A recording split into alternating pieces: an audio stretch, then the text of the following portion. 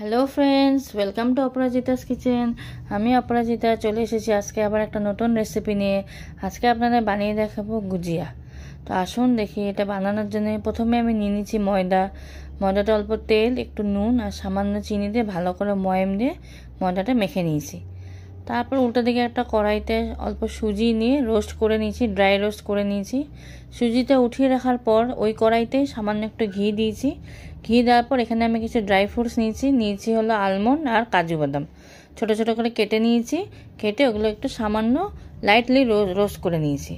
তারপর উঠিয়ে রাখার পর ওই ঘিতেই আমি আবার এখানে 200 গ্রাম মাওয়া নিয়েছি। তো ওই মাওয়াটা এখন একটু গলতে দেবো। তো এটা ভাজতে ভাজতে গলে যাবে। তো ওর মধ্যে দেবো একটু সামান্য চিনি। মিষ্টিটা আপনারা পরিমাণ মতন দেবেন, আমি একটু সামান্য দিয়েছি, আপনারা যদি বেশি মিষ্টি খান বেশি দিতে পারেন। তারপর এটা ভাজতে ভাজতে দেখবেন চিনিগুলো পুরো গলে গেছে, মাওয়াটা আমাদের গলে গেছে।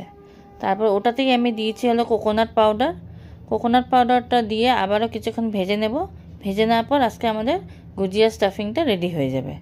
তারপর ওর মধ্যে ভেজে রাখা সুজি আর ড্রাই ফ্রুটসগুলো সব দিয়ে দিয়েছি, একসাথে সব ভেজে নিয়েছি।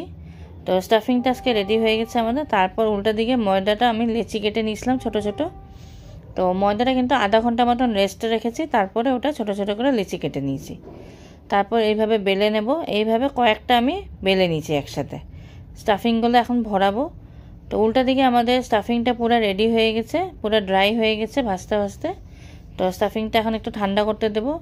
তো এইভাবে লেচিগুলো বেলে নেওয়ার পর আমি গুজিয়া মেকার একটা নিয়ে নিয়েছি, এটা বাজারে কিনতে পাওয়া যায়, তো আমি এটা নিয়ে এসেছি। তারপর এর মধ্যে স্টাফিংটা ভরিয়ে তো এইভাবে আমি এখন এটাকে ফোল্ড করে দেব। তো এইভাবে ফোল্ড করে খুব সুন্দরভাবে গুজিয়া বানানো যায়। আর এক্সট্রা যেটা ময়দা বেরিয়ে থাকে ওটা হাত দিয়ে এরকম কেটে দেব। তো এইভাবেই আমি সব গুজিয়াগুলো আজকে রেডি করে নিয়েছি। এটা আপনারা চাইলে পুরোটা হাত দিয়েও করতে পারেন, বাট গুজিয়া মেকার দিয়ে করলে জিনিসটা খুব প্রপারলি হয়, তাই আমি গুজিয়া মেকার দিয়ে করেছি। তো এইভাবে আমি 10টা প্রিপেয়ার করে নিয়েছি। তো এখন তেলটা আমি স্লাইটলি গরম করে রেখেছিলাম। তো গুজিয়াগুলো আমি এখন ভাজতে বসিয়ে দেবো, বাট মনে রাখবেন ফ্লেমটা কিন্তু মিডিয়াম ফ্লেমে ভাজবেন। তো এইভাবে মিডিয়াম ফ্লেমে আমি উল্টে পাল্টে ভেজে আমার গুজিয়াগুলো আজকে ফ্রাই করা হয়ে গেছে। তো এখন এগুলো আমি উঠিয়ে নেব। তো আশা করছি আপনাদের আমার রেসিপিটা ভালো লেগেছে। এটা একটা খুবই সহজ রেসিপি, আপনারা চাইলে এখানে মাওয়ার জায়গায় নারকেল দিয়েও বানাতে পারেন। তো যদি ভালো লেগে থাকে আমার এই রেসিপিটা অবশ্যই একবার লাইক করে দেবেন আর কমেন্টও করবেন কেমন লাগলো। আর যারা নতুন দেখছো অবশ্যই একবার সাবস্ক্রাইব করে দিও আর পাশে বেল আইকনটাও প্রেস করে দিও নতুন রেসিপিস দেখার জন্য। তো আসুন দেখি গুজিয়া আমি এবার একটা ভেঙে দেখাবো কতটা ক্রিস্পি হয়েছে গুজিয়াগুলো। তো যদি ভালো লেগে থাকে অবশ্যই একটা কমেন্ট করবেন। আজকের জন্য ধন্যবাদ, আবার আসবো আমি একটা নতুন রেসিপি নিয়ে।